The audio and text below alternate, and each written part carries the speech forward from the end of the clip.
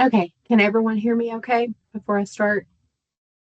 Yeah, Okay, yeah. great. Awesome.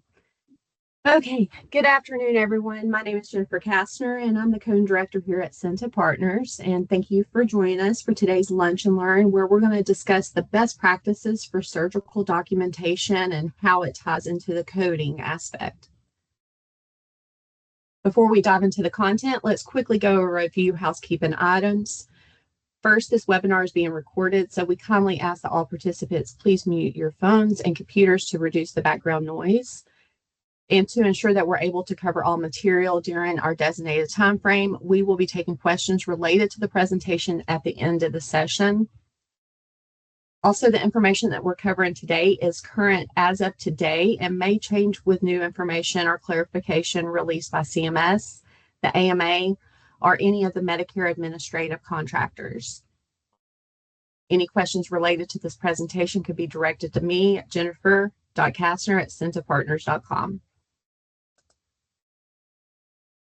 Today's agenda includes several key topics related to surgical services.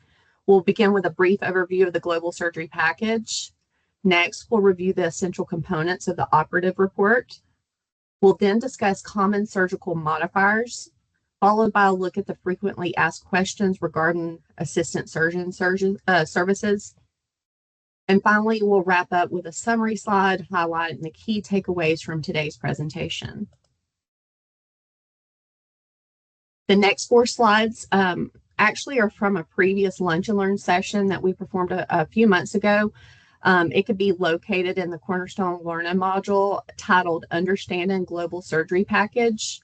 And there's other numerous topics as well. So I encourage you to review it when you have time, as it does provide additional detail on the reimbursement aspect of the global surgery package and its components. If you have any questions about how to access those, please don't hesitate to reach out to me. I'm happy to lead you to where to find those within Cornerstone. This particular slide outlines the key components included in the global surgery package, starting with the preoperative services, and then there's the surgical procedure itself, and then finally there's that postoperative care. When a provider delivers all of these services for a patient, they fall within the global surgery payment, which is a single bundled payment. Because these visits are included in the global package, we should not be billing that pre or post-operative visit separately using E&M codes. And I'll go into that further. And again, there's more information that goes more into detail on that recording within Cornerstone Learning module. This slide briefly covers the different global surgery periods, which could either be the 0, 10, or 90-day global period. I want to point out that for the 0 and 10-day global periods, that these are classified as minor procedures, and they are subject to modifier 25 rules. So there is also another separate Lunch and Learn session that specifically talks about this modifier and these types of services when it's appropriate to bill an E&M on the same day as a minor procedure. And this can be located in Cornerstone Learner module, and it's titled Master and Modifier 25. So I recommend that everyone check that out when you get a chance. In summary, minor procedures will either have a 0 or 10-day global period, and major procedures will have a 90-day global period.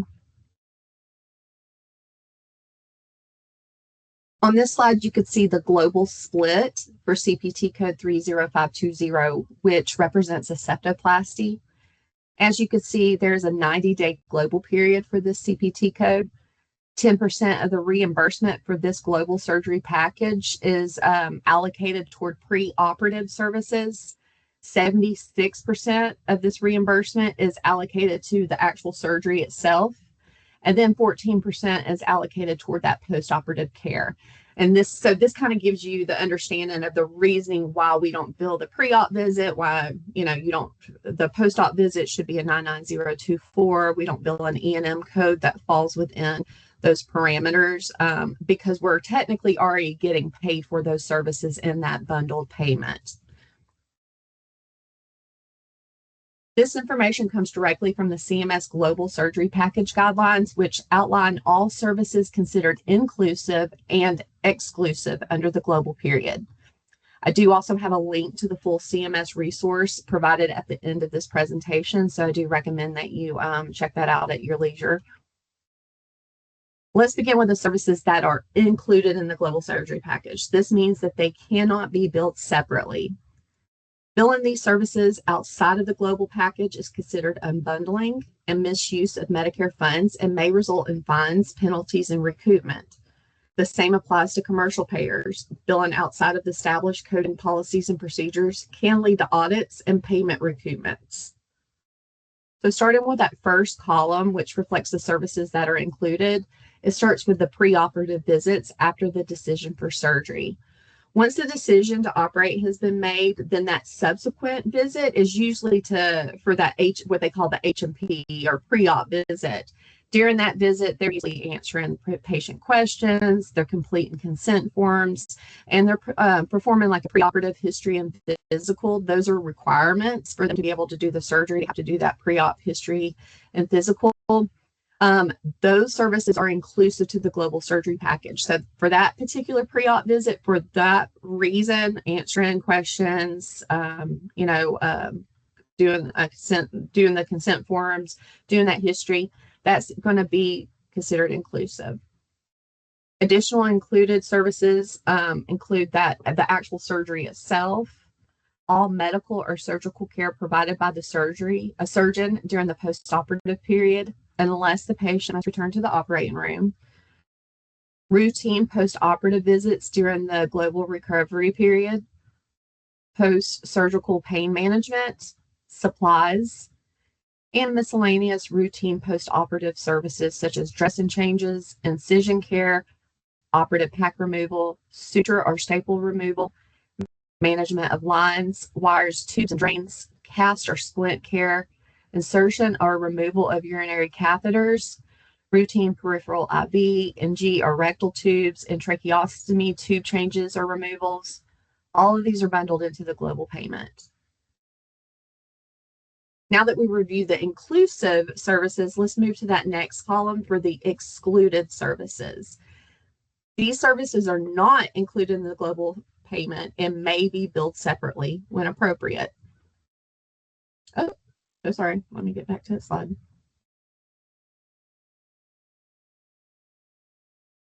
So excluded services, that initial consultation or evaluation to determine the need for the major surgery, visits unrelated to the condition for which the surgery was performed. Maybe there was a tonsillectomy that was performed, but the patient, since there's already some care established, the provider treats them for conjunctivitis. That's something totally unrelated to what the surgery was for. It's for a totally different condition. Therefore, in that case, that is an unrelated condition. And for those situations, we would add modifier 24 to the claim. Also, treatment of an underlying condition or additional care not typically part of a normal surgery recovery. One particular example I could think about is maybe a patient has uncontrolled diabetes. Their glucose are out of the normal. They're having to talk to maybe the PCP or endocrinologist about the sliding scale and having discussions because, if they have uncontrolled diabetes, then it's going to impact the treatment, the healing of the surgery that they're performing. So this would be one of those unique scenarios where that's above and beyond the normal care of the post-surgical or treatment of the surgery. Also, diagnostic tests or procedures, including radiology and lab tests. Also, clearly distinct surgical procedures performed during the post-operative period that are not reoperations or treatment of complications. As we all know, healthcare is not a one-size-fits-all environment, as much as we would love for it to be. So sometimes there are some unique patient scenarios that fall outside these standard guidelines shown on the slide. So if you or your practice, any providers have questions about whether a service is inclusive or exclusive to the global surgery package, please reach out to me so that we could discuss the situation and ensure compliance. Okay, now moving on to the operative note. The operative note is crucial for patient care, for medical coding, and for regulatory compliance. A well-structured operative note ensures accurate communication among healthcare professionals. It supports billing and reimbursement processes, and it also meets the regulatory requirements set forth by the Centers of Medicare and Medicaid Services, also known as CMS. On this slide, you'll see the Joint Commission's minimum necessary components for an op note, and I'll walk through each of these items and explain why it matters for patient safety, documentation quality, and regulatory compliance. Of course, it starts with the names of the primary and assistant surgeons. Start by documenting who performed the case, the primary surgeon, and any assistants. That provides accountability and enables follow-up if there are questions about the operation or outcomes. And then here shortly, I'll actually be going in more detail about information regarding documentation and billing for assistant surgeon claims. So we'll cover that here in a minute. Next, procedures performed. List the exact procedures by name. Avoid vague phrases like exploratory procedure. Be specific so that coding and quality review teams could accurately capture what was done. Next, the indication and preoperative diagnosis. Briefly state why the surgery was performed. The pre-op diagnosis or indication. This connects the clinical reason to the intervention and supports the medical necessity for the service being provided. Then then description of procedures performed and operative findings. Provide a concise narrative of the steps taken and any intraoperative findings. Document and estimate a blood loss, even small amounts. EBL is important for post-operative orders, transfusion decision, and quality tracking. Document any specimens removed. If tissue was sent to pathology, note what was removed and how it was labeled. This closes the loop for the specimen tracking and pathology correlation.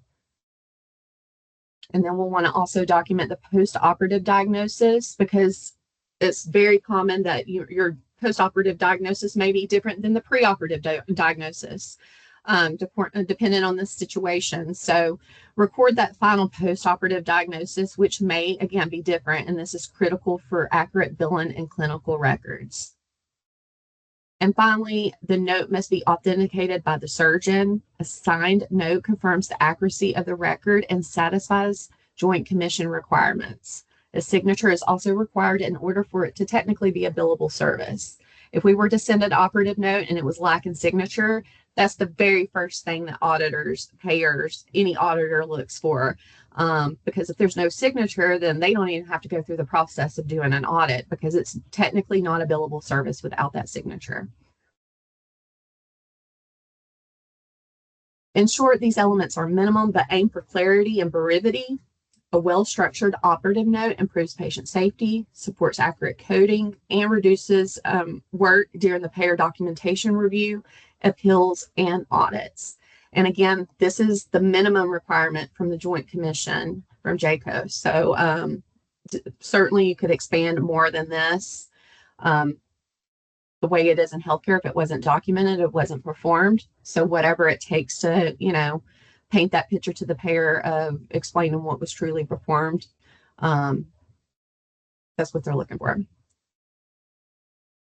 Okay, so now we're going to cover some common surgical modifiers, their meanings, and the important documentation and coding tips to ensure proper billing and reimbursement. Understanding these modifiers and the associated documentation requirements is critical to avoid denials, ensure compliance, and receive appropriate reimbursement. A clear, detailed operative note that aligns with the code and practices can make all the difference with the revenue cycle process. I do want to point out that these are not all surgical modifiers. There's certainly other modifiers out there. There's also HCPCS modifiers. So these are just mainly the top codes, top modifiers that we see during surgical services. Starting with modifier 22, which represents increased procedural services. This is used when a procedure requires significantly more work due to factors like scarring, morbid obesity, or complexity.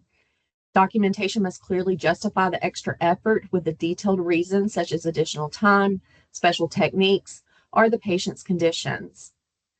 Some payers will provide like 20 to 25% increase in reimbursement when this modifier is used and is supported within the documentation. Next, we have modifier 50 for bilateral procedure. This applies when the same procedure is performed on both sides of the body.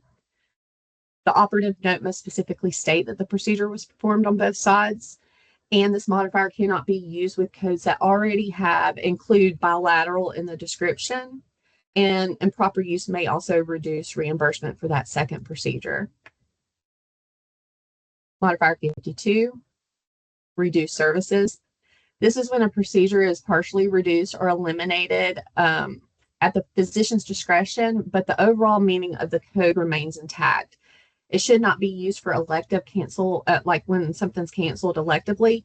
Supporting documentation should include the reason for the reduction, like unexpected patient complications during the surgery. And I do have one example listed here. Example, patient is prepped for a total thyroidectomy. After induction of anesthesia, the patient develops an unexpected cardiac arrhythmia. The surgeon decides to cancel the procedure for patient safety. Next is modifier 59, distinct procedural services. This identifies procedures or services that are not typically reported together, but are appropriate due to circumstances like a different site, a separate incision, or a distinct lesion. Documentation must clearly support these distinctions. Modifier 58 is staged or related procedure during post-operative period. We should use this to report planned or more extensive procedure that occur after the initial surgery within the post-operative period. This modifier signals that a new post-operative period begins with this subsequent procedure.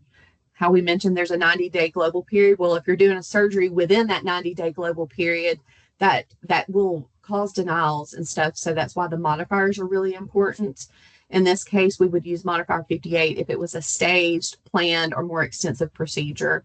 And as I just mentioned, it will restart that global period time clock. Now it's, instead of them running out like in a month and a half, it now starts all over. If it's a major procedure, it'll be another 90 days from that date. Modifier 78, unplanned return to the operating room. This applies to unplanned procedures during the postoperative period related to the initial surgery, such as treating complications. It does not trigger a new postoperative period. Modifier 79 is unrelated procedure during postoperative period. This should be used when a completely unrelated procedure is performed during the postoperative period, requiring a return to the OR. This does start a new postoperative period, and it does require strong documentation supporting the unrelated nature. So the next few are more of a assistant surgeon, co-surgeon, and I am going to go over them, but I do have a couple more slides that go into that more detailed. Modifier 80 is assistant surgeon. This modifier is used when the physician assists with surgery for a procedure that allows an assistant surgeon for a non-teaching physician hospital. So every CPT code has their assigned unique identifiers. And there's an identifier that will let us know if an assistant surgeon is allowed. So it's important, if there will be no expected reimbursements if that procedure doesn't even allow for assistant surgeon, meaning there won't be any additional reimbursement for the assistant surgeon claim if it doesn't have the classification to allow for assistant surgeon. But again, modifier 80 is for a non-teaching physician hospital. Modifier 82 is the same thing, but it is for when the service is provided at a teaching physician hospital. And I'll go over that a little bit more because there are some requirements, documentation requirements with that as well. Modifier AS, this applies to assistant surgeon who's not a physician. Instead, they're a PA, an NP, or a CNS. Documentation must describe the assistant's specific role and the extent of assistance. Modifier 62 is for co-surgeons. Two surgeons with different specialties perform distinct portions of a complex procedure. Both surgeons must actively participate in critical parts, and this should not be confused with the assistant surgeon modifiers. And modifier 66 is surgical team. When multiple providers act as a team to perform distinct parts of a procedure requiring coordinated effort, the operative note must reflect each provider's specific contributions. Okay, this slide breaks down the provider types that may be applicable to the surgery case, and we're going further into the assistant surgeon. There'll always be that primary surgeon. He's the one who's primarily responsible and he's driving the case. For the assistant surgeons, you'll see that I need to add modifier 80 here, but 80, 82 AS. These are assistant surgeons that are skilled extra pair of hands that assist the surgeon with a primary procedure. A separate operative note is not required for these cases, and there's no pre or post operative obligations for the assistant surgeon, meaning they're not responsible for any pre or post op care. That's all going to be with a primary surgeon. They're literally just there to assist an extra pair of hands when it's medically necessary. So that's the next you'll see here. The primary surgeon must document the assistant surgeon's activities and why the assistant surgeon was medically necessary. And as I mentioned, if it's a teaching hospital, the primary surgeon must document why a resident was not involved in the case. So if the surgeon's working at a teaching physician hospital, then it's expected that a resident is going to, assist with those services because they're learning as a teaching hospital. However, very commonly, maybe they're in another surgery, there's just one not available. In that case, at a teaching hospital, we can use another, surgeon or APP to assist with the surgery. But the documentation will have to state that there wasn't a resident available to assist with the surgery, or else it could be scrutinized. In the next section, we have co-surgeons. In these cases, an operating surgeon must share responsibility for the surgical procedure, with each directing a portion of the primary procedure. Usually the surgeons are of different specialties, and each surgeon brings a different expertise to the table. And then for co-surgeon scenarios, from a documentation perspective, if the surgical procedure and activities performed by each physician could be clearly identified, with each surgeon's role and explicitly describes within the op note, then only one note will be needed, but only if both surgeons are under the same tax ID number. If the co-surgeons are from different practices, organizations, different tax ID numbers, then each will have to have their own operative note. Distinct operative notes will be required at that point.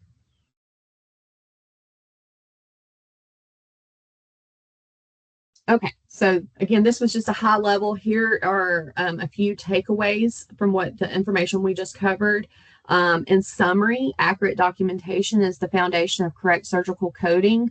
It provides the essential details such as the procedure performed, laterality, and whether assistance was required, and that will guide the proper code selection.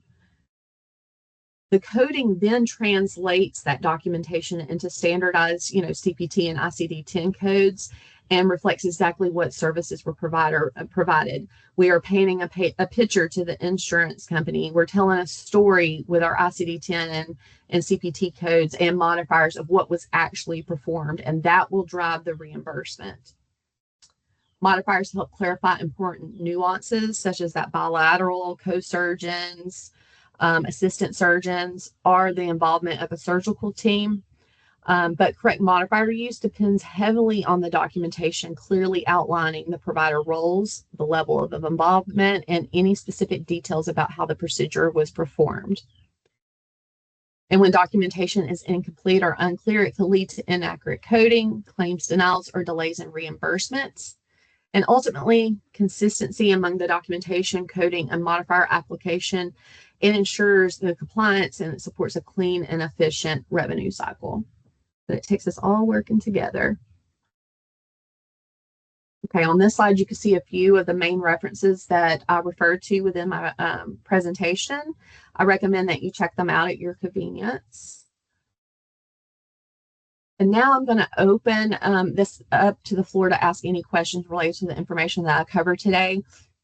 Also, if you think of any questions after today's call, please feel free to reach out to me because we could always connect. I'm going to stop the recording.